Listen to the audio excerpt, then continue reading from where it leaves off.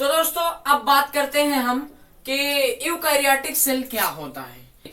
जैसे कि पिछले टॉपिक में हमने पढ़ा कि प्रोकैरियोटिक क्या होता है, तो अब हम पढ़ने जा रहे हैं कि यूकैरियोटिक सेल क्या होता है।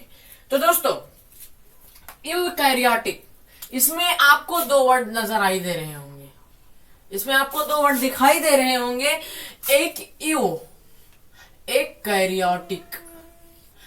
यूकैरियोटिक सेल, यू यानी ट्रू, कैरियन न्यूक्लियस, जिसमें सत्य न्यूक्लियस पाया जाए उसे हम यूकैरियोटिक सेल कहते हैं।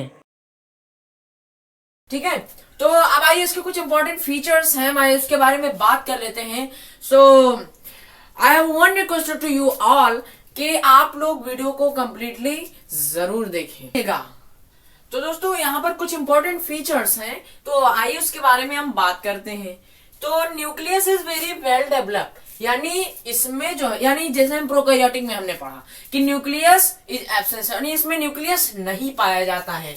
और इसमें क्या होता है, nucleus is very well developed, यानी इसमें अच्छी तरीके से यानी न्यूक्लियस इसमें पाया जाता है।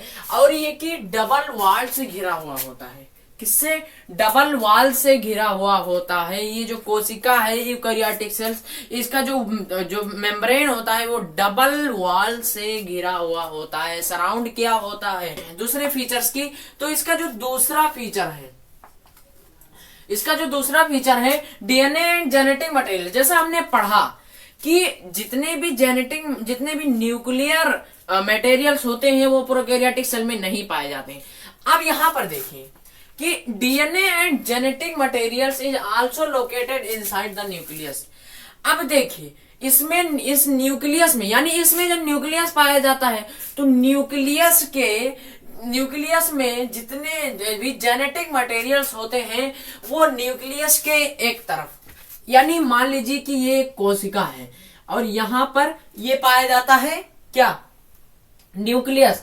ये क्या है, न्यूक्लियस, ये न्यूक्लियस हो गया।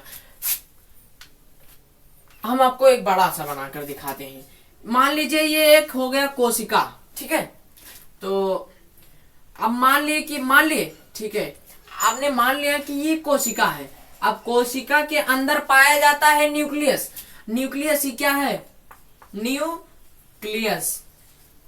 अब न्यूक्लियस इनसाइड द, देखिए DNA and genetic materials is also located inside the nucleus, यानी न्यूक्लियस के इनसाइड यानी अंदर, यानी इसके अंदर जितने भी जेनेटिक मटेरियल्स होते हैं न्यूक्लियस में पाए जाते हैं। तो दोस्तों अगर आपको टॉपिक समझ में आए तो कमेंट में यस जरूर करें। तो दोस्तों अब हम पढ़ते हैं, जैसे हमने पढ़ा कि प्रोकैरियोटिक में माइटोकॉन्ड्रिया, एंडोप्लाज्मिक रेटिकुलम और गोल्जी कॉम्प्लेक्स, गोल्जी बॉडीज नहीं पाए जाते हैं।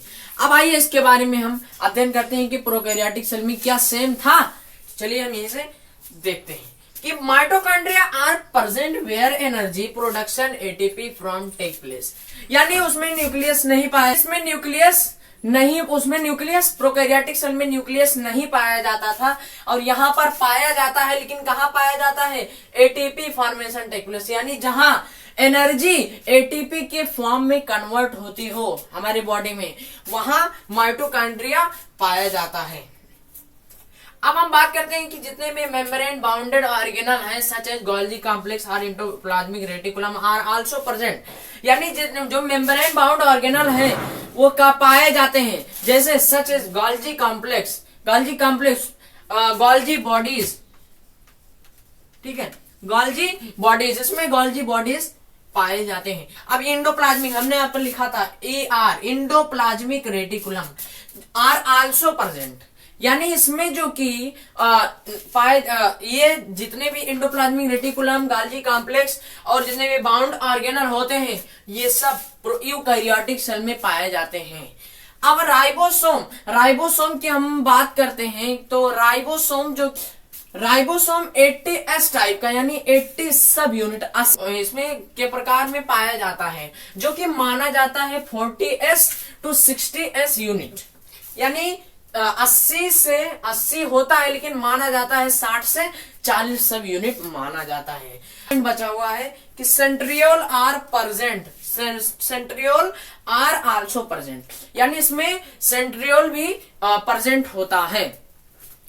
तो